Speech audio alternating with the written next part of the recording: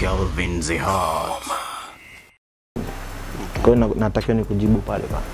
Yeah, kuna baadhi ya wasanii ambao wako hivyo wanaishi lifestyle hiyo. Unaweza kukuta huyu fulani ameniandikia but and I know him, we know each other. Yeah. But wewe hutaki, unasoma message unafungua.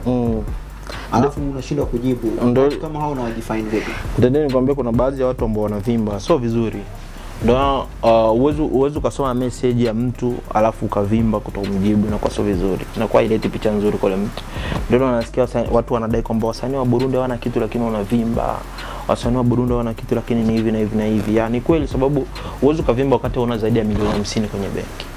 Sure. Umeona? Kwa hiyo mtu ambaye anakucheki kwenye message ukiona labda ni mtu wa maana kwako, mjibu, huenda ule mtu wa maana atakuja kusaidia kesho kutwa. That's good. Yeah, kwa hiyo ukiona sio mtu wa maana futa tu ile message moja kwa moja. Usisome takisoma. I say. Yeah. Mimi ishawahi kunitokeaga hiyo, unajua? Ishawahi kunitokeaga unakuta mtu akasoma message akavimba. Yeah, tena msanii. Mzee unamzima unasoma. Mimi hizo si unajua mimi waspendi kukibizana na watu vibaya kwa muda mrefu. Kuna mtu ambaye nishawahi kumcheck tena ni msanii star. And then ananifahamu, tunafahamiana. So kama mimi mgeni kwake. Tunafahamiana vizuri sana, tuna chat, muda mwingine wana check status zangu. Wani kipost update zangu wana like. But kuna sometime naona malika message anasoma afa ajibu 3 days ajibu mimi vipi mwanangu unajibu message mwanangu sorry niko mambo mengi gani mzee, mambo mengi gani tukina Diamond na mambo mengi mzee anasomaga message kama asome na watu wake ambao wanasoma message mzee. Ndio nakwambia tunavimba sana tatizo hilo ambalo tunalo. Wasanii wa Burundi wasanii wa Burundi wana kipato kidogo, incoming yao kwenye muziki ni ndogo sana na but wana invest sana kwenye muziki. Yeah, ni kweli. Yaani pesa wanazotoa ni nyingi kuliko ambazo zinaingia. Unadhani ni kitu gani au unaamini ni kitu gani ambacho wanaweza kukifanya ili kidogo wapunguze matumizi kwenye utumiaji wa kimuziki ili kwa kuwa incoming ni ndogo wafanye kitu gani? Nadhani kitu gani ambacho wanaweza kufanya ili mapato yaendane sasa na matumizi? Wao bunifu. Kuwa mbunifu ni maanisha kwamba unaona ukitaka kufanya kama video, unaona hii video nitafanya kwa bajeti kama vile ya milioni 2. Unaona? Milioni 2 ni hela nyingi. Sababu ukifanya video ya milioni 2 usifikiri kwamba utakuja kuzirudisha zile pesa. Sababu uwezo kazipata zile pesa kutokana na nini? Benefit tunapata kwenye muziki ni ndogo sana. Na ukifanya ile video haita kuingizia zile pesa. Sasa kwa hiyo tunatakiwa tuwe wabunifu. Bunifu kivipi? Unatakiwa upate gari kama vile ya 500,000 iwepo kwenye video. Ile gari inakodishwa. Sawa. Ile gari inakodishwa 500,000. Natakiwa niweke kwenye video. Director ndo kakutume bana, kuna gari fulani natakiwa tuweke kwenye video nini na nini na nini, unaikodi 500,000. Kuwa mbunifu sasa. Kuwa mbunifu kivipi? Ile gari sana inaitaka director. Sawa, ndio maana mimi nikwambia mimi nikitaka kufanya video nataka nimsikie director na kwambia namwambia director nataka kitu fulani. Akinibisha atufanye kazi. Sababu wewe unataka kunipangia mimi wakati ujue bajeti yangu iko vipi. Kwa hiyo nataka nifanye kitu gani? Anataka ile gari. Kwa hiyo mimi naenda natafuta gari nyingine, hata gari sile ni 500,000 kuikodi. Naenda kutafuta taya 100,000 lakini nzuri. Ile 100,000 naipata kivipi? Ni ya samani kweli ya 500,000, lakini namtafuta muhuni au mshikaji ambaye atakuwa yupo na gari kama ile ambaye anataka. Namfuata namsogelea. Bana ukiangalia kwenye unanimaliza ni gari ya samani sana nitumia kwenye ile video. Ile gari wanaikodisha kwa siku moja 200,000. Lakini nilipomfuata mwenye nayo ni mshikaji wangu, rafiki yangu, ndugu yangu. Nilimfuata nikamwambia anatakiwa hivi na hivi na hivi na hivi. Kwa hiyo mimi nitapata kama 100,000 ya petroli. Umeona? Hawezi kanikatalia. Kwa hiyo director anataka ile 500,000, mimi naenda napata nyingine ya 100,000. Ndio natakiwa tu abunifu creativity. Tufanye kitu ambacho mtu atakuja usijionyeshe unavimba sana bana mimi ndo fulani. Atakwambia ukalete ile. Maana inatakiwa tufanye video, tukafanye airport pale. Ndege ionekane na nini. Muoneshe kama kile kitu kiwezekani. Sababu nchi ya Burundi nchi ya kwanza. Ukitaka kitu chochote kile cha samani, hutokipata kirahisi. Umeona? Bana airport mzee. Mwambie moja kwa moja sawa, hamna noma, mimi kesho nitaamkia airport kuomba hapa. Usendi sababu kile kitu kitakuspendi hela nyingi. Njoo moja kwa moja director bana, direct. Nimeenda pale mzee, nakutana na masuala ni marefu. Natakiwa nichukue barua nipeleke huku, nitoke huku nende huku na nilipie pesa fulani. Kwa hiyo kishaona tu ni mlolongo mrefu hivi. Atakwambia bana acha tubadilishe. Umeona? Wakati pale kuna watu wanaanza kufikisha nikapata mara moja, lakini kusema mpate ule mtu sio hizi. Kwa hiyo ukitaka kufanya kitu kwa creativity, buni vitu tofauti. Kwa hiyo tulikosa airport, tutafuta kitu kingine kizuri ambacho kinaweza kufanana na airport au na nini, umeona? Kwa hiyo sana kama video yangu ya kumbe nilikuwa nahitaji Sahara. Burundi tuna Sahara. Hatuna. Umeona? Kwa hiyo nitakiwa taenda Dubai mimi. Sina budget ya kwenda Dubai sababu idea mimi ya ile nyimbo nilikuwa nafikiria nifanye sehemu ya Sahara nini, Sahara hii mchanga Dubai ndio vipo au Egypt. Nitaenda huko. Hapana, nikabuni sasa. Creativity kaje nitapata wapi? Nikakokota gari nje ya Rugombo. Nikaenda kutafuta, nikaendelea hadi nikafika Rugombo sikupata nafasi. Nikasema hapa ni muziki, natakiwa nitafute tena sehemu nyingine nitaenda. Niende za Rumonge nafikiria barabara nishaendaga sana hakuna. Kwa hiyo nitafanyaje? Wakati nilipokuwa narudia hivi kutoka Rugombo ndio nikafika sehemu moja hivi wa China walikuwa wanatengeneza barabara pembeni kilalo fulani. Umeona? Nikafika pale nikachukua madakika 5 na ikaa pale. Umeona? Nikasimama tu nikaangalia kisi wanatengeneza. Kwa mbali nikaona ka barabara fulani ka udongo kanapanda.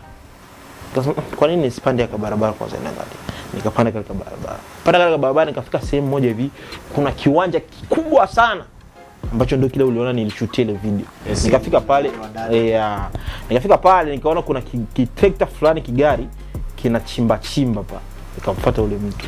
Nikamwambia hapa mnataka kufanya kitu gani? Akamwambia kwamba wanataka kutengeneza kama ni kiwanja cha nini sijui. Nikasema hapa tunaweza kufanyia video. Akasema mimi sina ruhusa lakini natakiwa nimuulize mtu ambaye anasimamia hii issue. Nikamwambia tunampata aje? Akasema naweza nikawapa namba yake. Tukampigia, akanipa namba nikampigia sasa jamaa. Kumpigia jamaa ndo nikamcheki jamaa akaniambia yeye nataka kushoot video. Wewe ni msanii? Mimi ni msanii hivi na hivi. Unajua nyimbo nini sababu mimi most of the time waga na watambulisha, nikitaka kujitambulisha haraka unielewe. Na akawa anawaambia watu unajua nyimbo ya Katoto. Sababu ni nyimbo ambayo iliiti sana.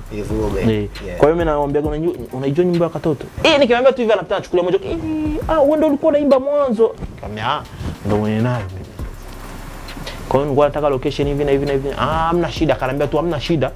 Nitafute kitu kidogo cha kumpa zamu ili achungie mazingira vizuri. Basi tukapataga ile sehemu vile. Kwa hiyo nikamwambia director hivi na hivi. Alafu kitu kingine naweza nikaomba kwamba serikali tusaidie sana kwa masuala ya kushoot video. Itusaidie tupe vibali ambavyo vitakuwa vinatusaidia sisi watu wasitusumbui. Sababu ukikutana kuna baadhi ya director ukienda kushoot nao anakuambia mimi naogopa kupandisha drone bana. Wanaweza kudai kwamba tuko tunafanya kitu fulani. Kwa hiyo serikali ingetusaidia itupatie hicho kitu kutokana na ukiangalia hata video ya Ikosa. Kuna sehemu tena nienda kushuti. Unaona, nimefikaga kule wakatusumbua sana hadi wakataka kubana kamera ni. Lakini tuliomba sina wasanii hivi na hivi. Kuna vitu ambavyo tulivifanya pale wakatutoa njiani, lakini hiyo naomba sana ni kitu ambacho tunapata changamoto sana kwenye music ya Burundi. Of course hiyo ni malalamiko ya watu wengi. Malalamiko ya watu wengi hususan upande wa kushoot na vitu kutumia kamera. Kuna baadhi ya sehemu ambako ukienda kutumia kamera inakuwa ni balaa mzee. Ni kweli. Hiyo kitu inatusumbua sana mzee wangu. Lakini mambo yataishi. Unajua tuko tunaenda tunajifunza vitu sana tofauti unakuja sana. Sasa hivi wengine wameenda manania, sijui anaitwa kama ndio vitu gani vile walifanya juzi kati hapo. Wapi? Mikutano kama mikutano na vitu gani kwa dai kwamba wanaongelea muziki wa Burundi. Vile vitu vilikuwa nilipata hizo taarifa. Vitu vilikuwa kuna Burundi lakini sasa hivi tunaona vishaanza kufanyika. Mimi nasema bana big up sana kwa watu ambao waviandaa sababu ni vitu ambavyo tulikuwa tunatamani sana vitokee, vifanyike, kuongea wachukue muda watu waongelee muziki wa Burundi. Hapo ukiangalia muziki wa Burundi, tulianza muziki Burundi kabla watu wa Rwanda kuanza muziki. Tulianza muziki wa Burundi, Tanzania muziki ulikuwepo lakini haukuwa mkubwa sana kivile. Tulianza hicho kipindi pamoja Lakini ukiangalia sasa hivi muziki wa Rwanda unatushinda, muziki wa Tanzania unatushinda na mbali sana, wa Uganda, wa Kenya wote wanatushinda. Sisi ndio tungaliki chini. Kwa hiyo inatakiwa sana tuiongelee sana issue ya muziki wa Burundi na serikali pia iweke mkono wake sana bwana. Sababu ukiangalia hata kwenye masuala ya YouTube Burundi sana bado sana. Unadhani serikali wakiweka mkono pale serikali kama serikali huko kwa mtazamo wako unaona wanaweza wakafaidi kitu gani ambacho kinaweza kikawavuta pale mamake wenyewe huenda labda hawajaona kitu kama kuna kitu ambacho wanaweza kutoa pale wewe kwa mtazamo wako unaweza kuambia kama serikali inaweza kufaidi kitu gani pale? Unajua kila ukiandaa kitu unatakiwa uweke percent yako. Ni kama mimi ukiniletea business bana nataka tufanye biashara fulani. Kwenye hii biashara natakiwa pia mimi niweke cha kwangu. Bana kuna kitu kuna direct hivi na hivi na kuna kitu hivi na hivi na hivi na hivi. Kwenye ile kuongea mimi na wewe natakiwa niweke kitu changu. Kwa hiyo serikali kama serikali ikienda kipanga kitu fulani bana tunatakiwa masuala ya YouTube au hivi na hivi na hivi.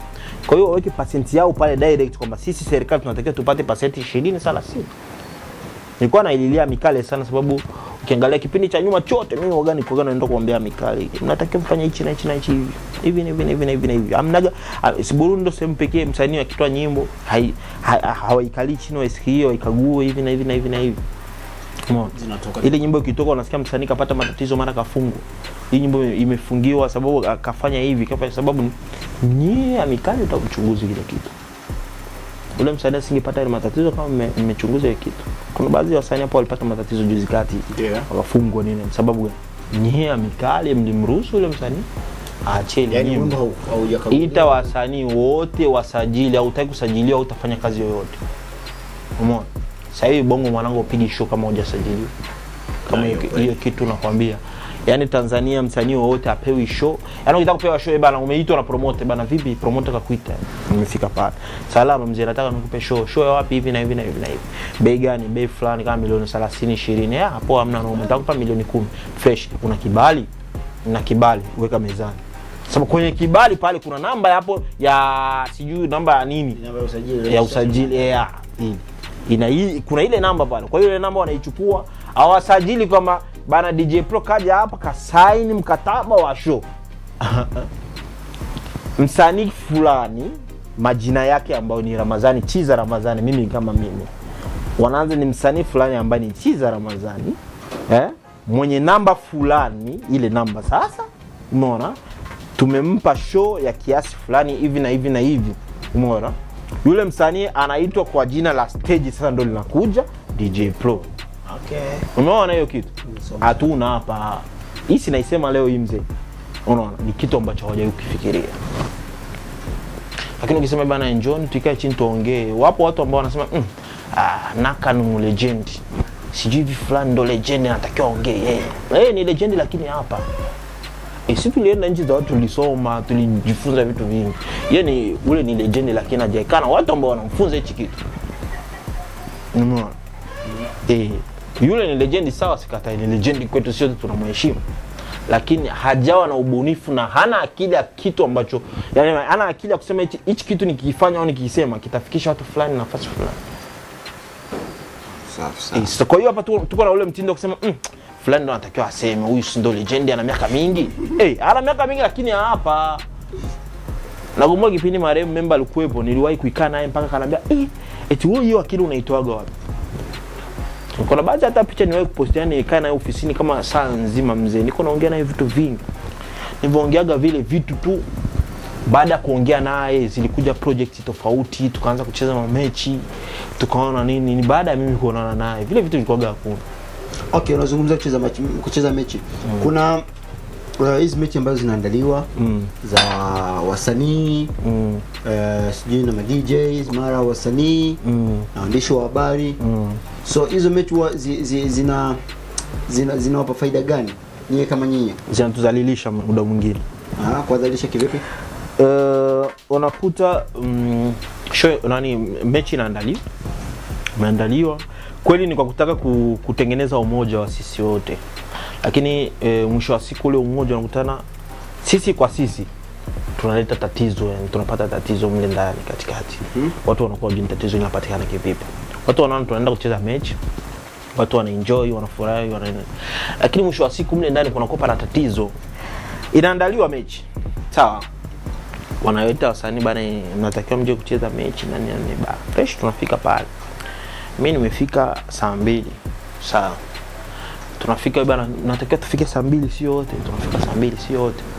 Kwenye sehemu tutakutania kama lokale. Umeona? Tunafika pale. Tukifika pale wanaandika wote ambao wamefika. Tumefika 18 au 19 20. Hao ndio wamefika 20, watu 20. Kwa hiyo tunapanga list. Tunapanga list, utaanza wasanii 18 pale. Umeona? Tunatoka pale tunaenda kiwanja cha mpira. Tunafika pale kiwanja cha mpira. Bana, kuna wasanii ambao walifika pale mapema, wasanii 5.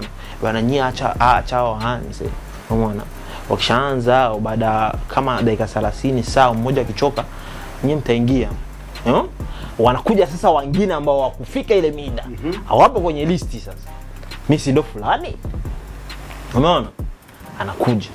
Akifika tu pale, kwanza ambaye anasimamia mechi ana panic. Anabadili mwelekeo. Niwaambiaga sana yake. Anabadili. Bana fulani kafika.